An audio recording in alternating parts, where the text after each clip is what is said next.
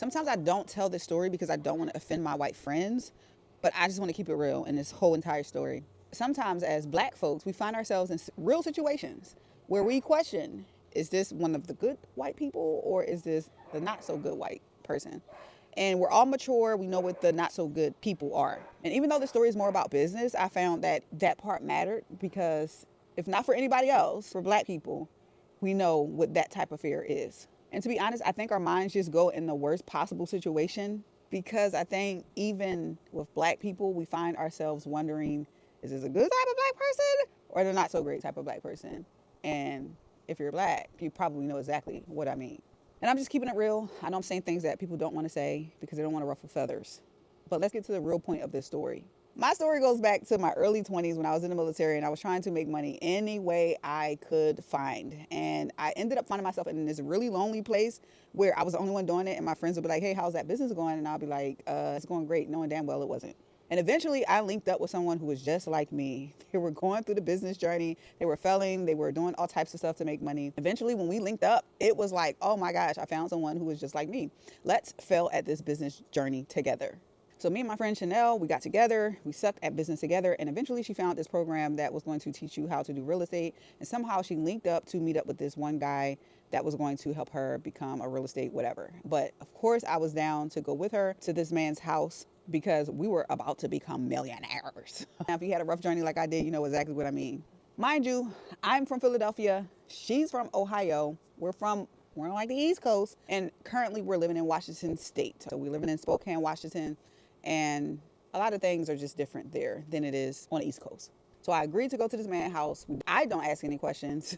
I don't tell anybody where we're going. And I'm pretty sure she didn't tell anybody where she was going either. So we get pretty close to this man's home and I immediately start sweating. I immediately start fearing for my life because us two young black East Coast females are literally going up a mountain. I'm from North Philadelphia, born and raised, and I'm from North Philadelphia, not West. And literally, there are no mountains that I know of. The highest I climbed was a hill where we would ride the milk cartons and shopping carts down the hill. That was my mountain. But this was a real mountain. So I'm freaking out. She's freaking out.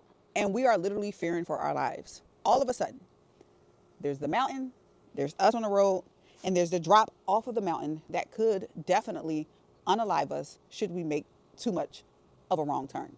So I think I would feel better if she felt better, but because I was already nervous and freaking out, and then she was the driver freaking out and screaming in the driver's seat, it just made things so much worse.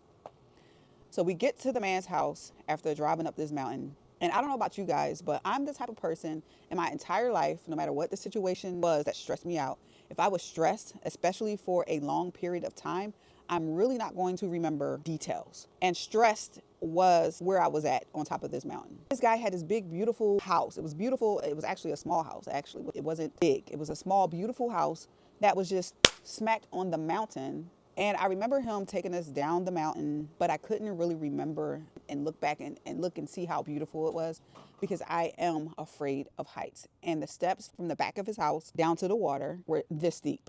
Now, he shows us a good time. I think he does a little fishing back there. Really beautiful home now that I look back at it. But y'all got to understand that not only was this a white man, but he was 9 feet tall when we looked up. 9 feet tall.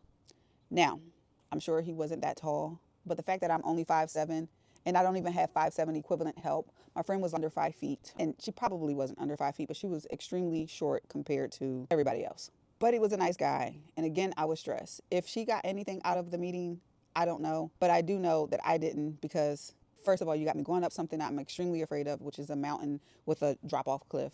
Second of all, you got me walking down something I'm extremely afraid of, which is heights, some stairs, going down the mountain and coming back up. So the whole time I'm scared, but I'm not as scared as I was when I realized what was about to happen. We geared up to leave, and quickly are we reminded that we came up a mountain. And if we came up a mountain, that means we have to go down a mountain. But now it's different. It's pitch black. The sun has gone down, way darker than what it is right now, right? It's gone. It's black outside. And just the thought of going out there and knowing that we could take the wrong turn and drop off that cliff I was talking to you about with just one wrong turn scared us to death. And it was almost like we had to pick the lesser of two evils. One, could it be possible that we made it down the mountain with no issues? Very possible. I probably would have needed a change of clothes at the end of it all, but it was possible. But we could also ask this guy that was 19 feet tall if we could stay at his home for the night. Now, mind you, he probably was scared just like us. These two strangers coming into his home, too scared to go down the mountain, wanting to stay at his home. But I don't think he was as scared as us, because the entire night, all I could think of was that our bodies would be found in the freezer, chopped up into little tiny pieces, never to be found again, because my friend Chanel wanted to find somebody on it. I don't know where she found this guy at. And my dumb behind said, oh, let's do this. But now we're going to be chopped pieces of meat in someone's freezer. Again, I was so stressed. I don't remember how we asked him, and I don't remember his exact response. But obviously it was yes, because we didn't find ourselves crying going down the mountain. But where we did find ourselves is in this one room where it became very interesting to me.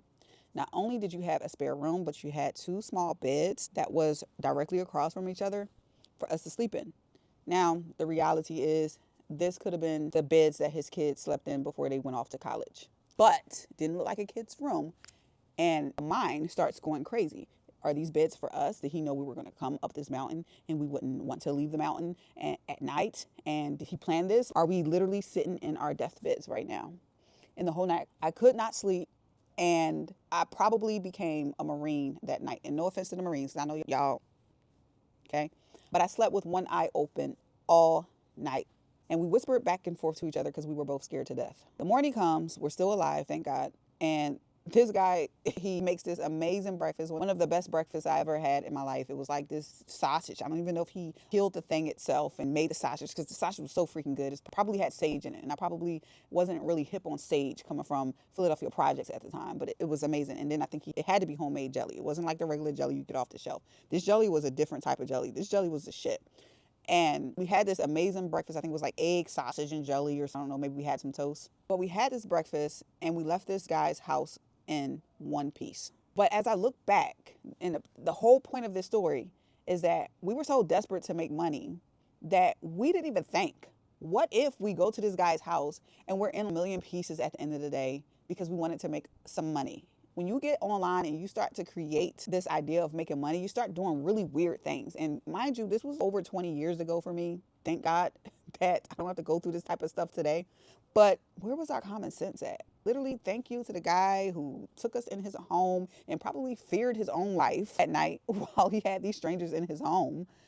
But it sucks to have to be so desperate to make some money that you literally just don't think about what could happen, regardless of the color, regardless of the gender, regardless of anything. Just think about what we're doing. And mind you, today is a lot less risky because we do a lot of stuff online. But some of y'all be risking stuff. Y'all be risking y'all money, messing with these online programs that are actually scams.